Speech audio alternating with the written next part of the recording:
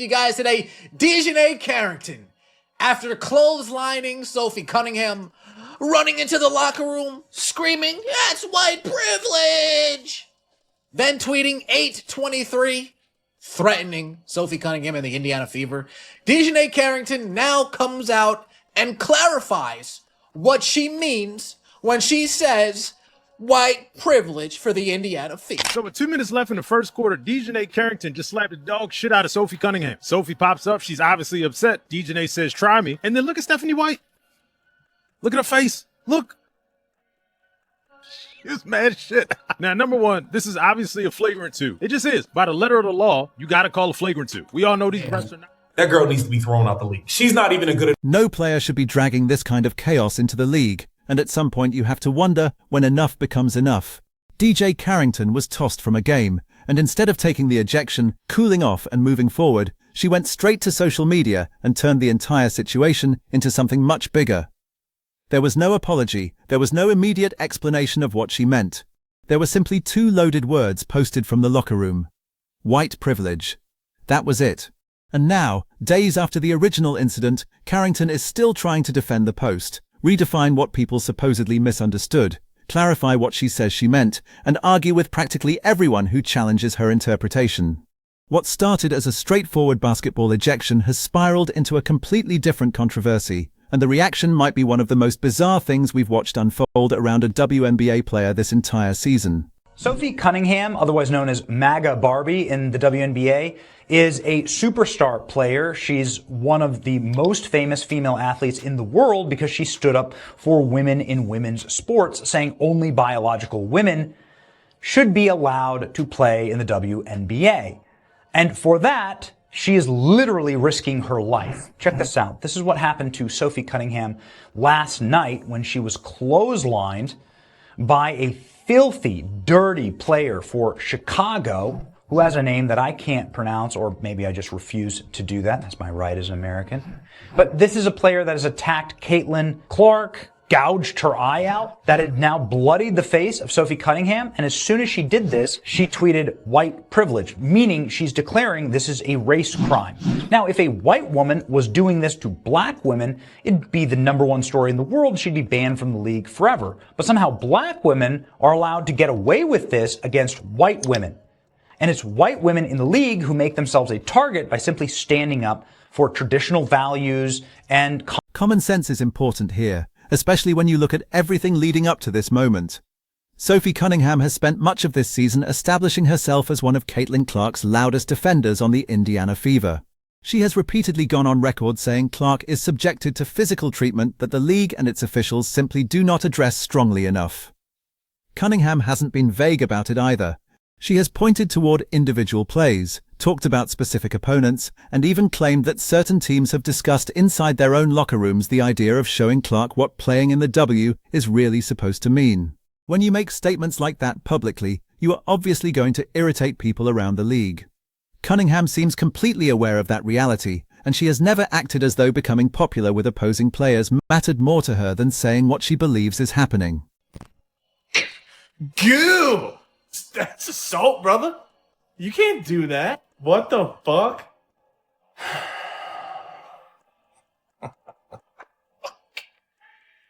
Is this just the default if you can't think?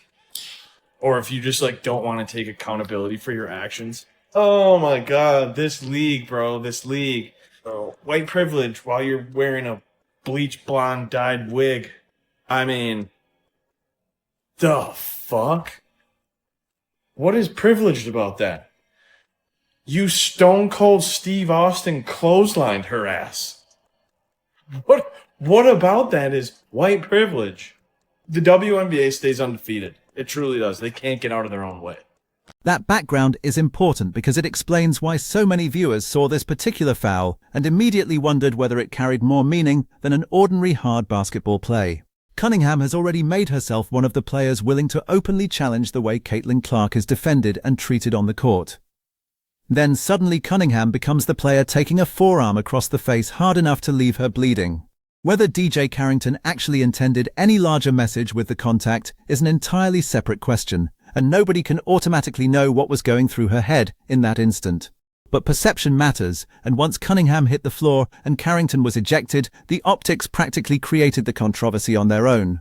Cunningham's history of defending Clark, the physical nature of the hit, and everything that followed made it almost inevitable that fans were going to connect this moment to the tensions that have already been building throughout the season. It's beyond concerning at this point how far from the plot we have actually gotten. And when I say the plot, I mean the basketball. How far from the game of basketball we have spiraled.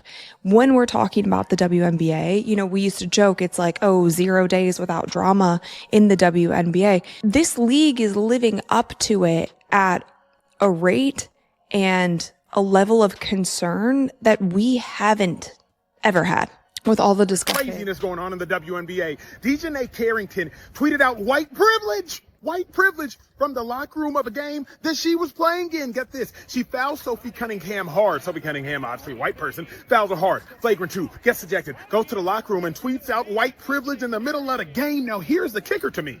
A flagrant 2 has to be contact that can lead to an injury that looks excessive. DiJonai, it was about as excessive as possible. If there was any evidence of there being white privilege, this was not it. What the hell do y'all think? And Sophie Cunningham is hardly the only person who has noticed that tension surrounding Caitlin Clark. Earlier this year, legendary broadcaster Dick Vitale reacted after Clark was ranked only 9th among guards in a league-wide player poll. Vitale called the result pure jealousy and predicted that eventually players across the WNBA would understand exactly how much Clark's popularity has financially benefited everyone around the league. That comment feels even more interesting after what happened with Carrington, because now you have another physical incident involving someone closely associated with Clark. And instead of the reaction being universal concern for the player who got hit, a former teammate publicly celebrated what happened while a head coach offered a relatively soft defense of the player responsible for the contact. When similar situations keep happening around the same group of players, it's understandable that fans begin asking whether Vitale's jealousy argument was pointing towards something real. Right across the face, coming down, trying to prevent the layup, but that is just a hard hit. That's definitely going to be upgraded, I think, to a flagrant 2, Ryan. I think that is going to be a flagrant 2. There is get what you fucking deserve. And just getting her out of the Lucky way. it wasn't a right hook.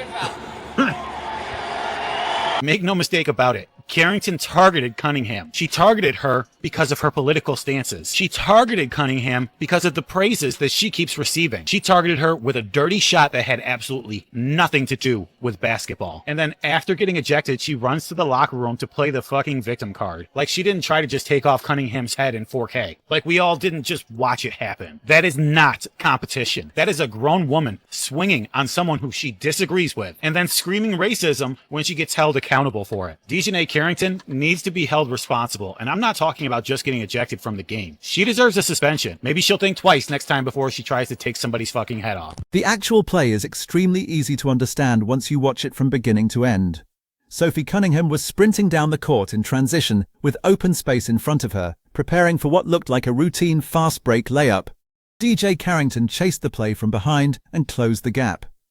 But rather than simply challenging the ball cleanly, Carrington's forearm came across Cunningham's face and neck as she went toward the basket. Cunningham crashed to the floor. Somehow the shot still dropped through the rim, but almost nobody cared about the basket because attention immediately shifted to the contact. Officials stopped the game and reviewed the sequence at the monitor. After looking at the replay, they upgraded the foul to a flagrant 2, which carries an automatic ejection under WNBA rules. The reason wasn't mysterious. There was significant contact to the head and neck area. Cunningham was airborne and vulnerable, and the action created an obvious risk of injury. The officials reviewed the play and determined the contact crossed the threshold. That's why Carrington was removed from the game.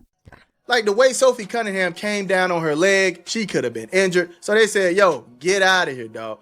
Get out of here. Then, I don't know if y'all was looking at her lips. She was talking about, try me. Try me. Yo, you already tried Sophie? You got all the samples of Sophie. You talking about try me. What are you talking about? This lady is unhinged right now, man. This is crazy work. And it makes you wonder. It's like, dog, you were the best player for the Sky at this moment. Look how she landed on the leg. Oh, my goodness. Like, you were the best player for the Sky. And you decided to do this? You weren't even thinking about the game. You was thinking about some kind of revenge or something. Somebody sent you on a mission. You were on a mission, dog. I don't know what you had going on here, but DiJonai, this is unacceptable. Disrespectful, disgusting, and I'm glad they got you up out of there. Cunningham immediately got back to her feet, and her anger was obvious.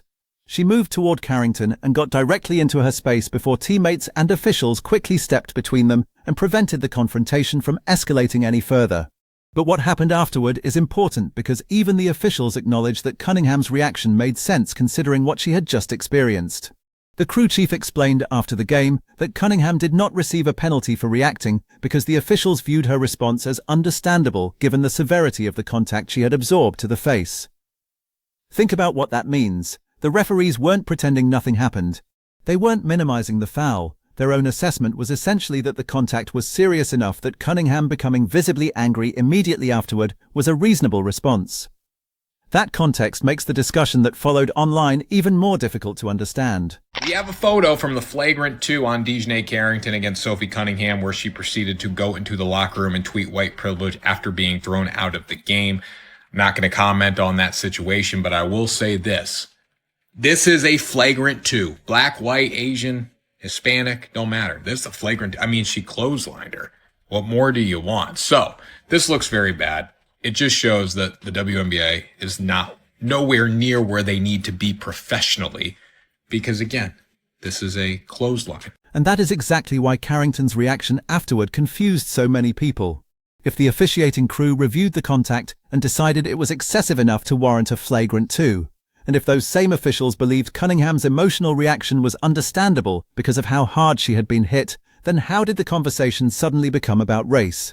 The foul wasn't upgraded because of the identity of the player committing it. It wasn't upgraded because of the identity of the player who was hit. It was upgraded because Cunningham took significant contact around the head and neck while attempting a shot. That standard is supposed to apply to everyone in the league. Any player can commit a flagrant 2, and any player can be the victim of one. The rule is based on what happens during the basketball play, not the skin color of the two players involved. Don't even mention the fact that she said white privilege. That is the story. The story isn't that she got kicked out. It's that she tweeted out white privilege as though because Sophie Cunningham is white, somehow that's why she got kicked out. They go on to defend her, the story, the narrative that she's not a dirty player. She makes plays like this all the time. I put together a little clip of DiJonai Carrington, who is definitely one of the dirtiest players in the WNBA. I don't know if we can roll it, but she's taken her long fingernails. She's scratched Caitlin Clark's eyes out. She's had multiple instances of chasing people down from behind, trying the same swat and smashing them in the head and causing mini fights. She pulled another girl's hair. I don't know if we'll get to that clip in a second when she's falling. Totally dirty play. This is not a skin color thing. She has a history of making dirty plays, and it's fine. The NBA, you can be a rough and tumble league. Now, where this thing gets absolutely bananas is when you start making it into a race and culture war, and the people talking about it are not mentioning 99% of the time that she went back and tweeted white privilege. White privilege how? But Carrington didn't simply accept the ruling and leave the situation on the court. Shortly after the ejection, she went to Threads and posted the words white privilege while tagging the Indiana Fever beneath the message. Initially, there was no detailed explanation accompanying it. There was no paragraph clarifying that she was referencing some separate event. There were simply those 2 words, posted immediately after she had been thrown out of a game following a hard foul on a white player, with the team of that player tagged directly in the post. Naturally, people connected those events. How else were viewers expected to interpret the sequence in real time? Carrington had just been ejected, Cunningham had just been hit in the face, the Fever had just been involved in the situation, and then a white privilege post appeared with Indiana tagged. People across sports media saw the same timeline and reached the same obvious conclusion because the timing practically invited them to do exactly that. If we are paying attention to what DiJonai Carrington did to Sophie Cunningham, it was not a race-based decision. And to call that a white privilege-based foul is to completely undermine the term of white privilege and to also completely ignore the rules in basketball. You hit her in the head, you drew blood, you didn't connect with the ball at all whatsoever. So to me, it was just very ignorant and to some degree asinine by DiJonai Carrington to suggest that that call was based on white privilege. Have we seen examples of white players make that same foul and get away with it? Yes. Have we seen examples of black players make that same foul and get away with it? Yes. There was no white privilege involved in that specific call. DiJonai, you hit her in the head and you drew blood. That's when Emmanuel Acho entered the conversation, and he wasn't subtle with his criticism. On his show, he argued that the situation had nothing to do with race and everything to do with the basic rules of basketball. Acho pointed to the actual evidence from the play. Carrington struck Cunningham around the head. Cunningham was left bleeding, and Carrington didn't make meaningful contact with the basketball while doing it. His broader argument was that hard fouls and controversial officiating decisions happen involving every combination of players imaginable. White players foul black players foul white players, black players foul black players, white players foul white players. Those incidents aren't automatically transformed into racial controversies simply because of the identities involved. Acho called Carrington's response ignorant and asinine, strong language that reflected the frustration many viewers already felt as the story unfolded. The key part of his criticism was not merely that Carrington was wrong. His argument suggested that she appeared to have reacted emotionally immediately after the ejection, and then, once backlash arrived, tried to create a more intellectual explanation for what the original post supposedly meant. Carrington responded directly, insisting that she had never said the foul assessment itself represented white privilege, and that people had made that assumption on their own. She told Acho to exercise his critical thinking skills, referenced his background studying psychology, and argued that she was anything but ignorant when discussing white privilege. She also pointed toward her own education, saying she attended a top university and specifically studied subjects connected to what she was discussing. Carrington maintained that she would never casually use such a historically and socially significant term as a rhetorical weapon without evidence supporting what she meant. But that explanation created an even bigger question. If the white privilege post wasn't connected to the foul or the ejection, what exactly was it referring to? It appeared almost immediately after she left the court, after the review, after she was ejected, and it tagged the team whose player had just been involved in the sequence. Carrington can argue that people interpreted it incorrectly, but the timing and context were always going to lead viewers toward the conclusion they reached. DiJonai, you can't act as though you discovered the moon. You can't act as though you are the genius in a room and everybody else is idiotic. What I mean by that is, if you are going to suggest that we should think critically about a statement white privilege when you at the Indiana Fever, you didn't give us much to think critically about.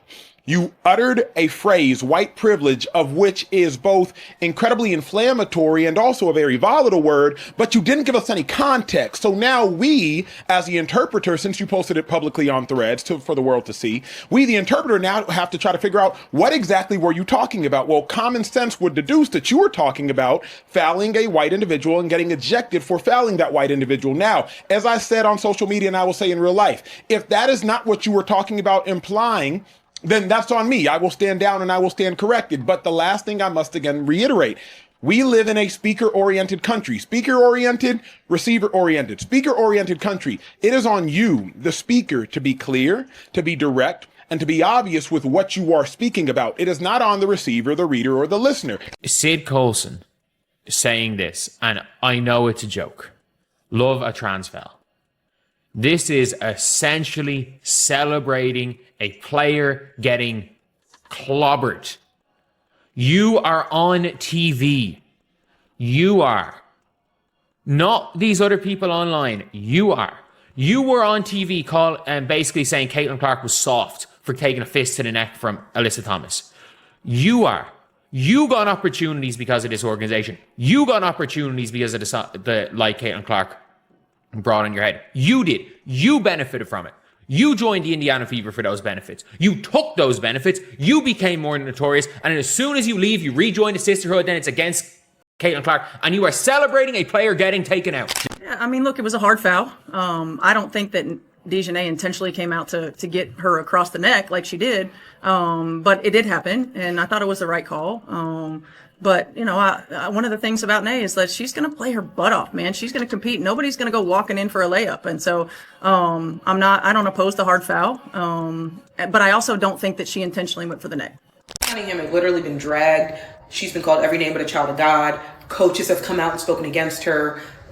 fans have come out in the name of calling Sophie Cunningham anti-trans and transphobic. It's not far-fetched to say that the league itself in totality does not like Sophie Cunningham. And yet, after intentionally grabbing Sophie Cunningham around her neck and getting ejected for that, DiJonai runs to Twitter to say the reason why she was ejected was because of the white privilege Sophie Cunningham, a white, straight female, carries in a basically 80% black, almost 90% LGBTQ-led league. Oh yeah, that's where Sophie Cunningham is getting her white privilege, in this WNBA minstrel show of a freaking basketball league. That's where her white privilege is starting to show. DiJonai Carrington, you're a fucking joke. You went up thinking that you were going to get the ball. You knew that you weren't anywhere near getting the ball. And so while you were up in the air, you figured this was your chance to grab her, Sophie Cunningham, around her neck and bring her down by her neck. You have one of your players who commits a clear flagrant 2 and then tweets white privilege right after she goes to the locker room. You can't then cry that this is being talked about in racial terms in a culture. She started that. This is a basketball play. The second you go white privilege, and they are talking about it on these telecasts without mentioning what she tweeted. Oh, they're turning into a culture where it's turning into a race war. This is our league. Don't let conservatives or the right hijack it. Your player tweeted white privilege, and it had nothing to do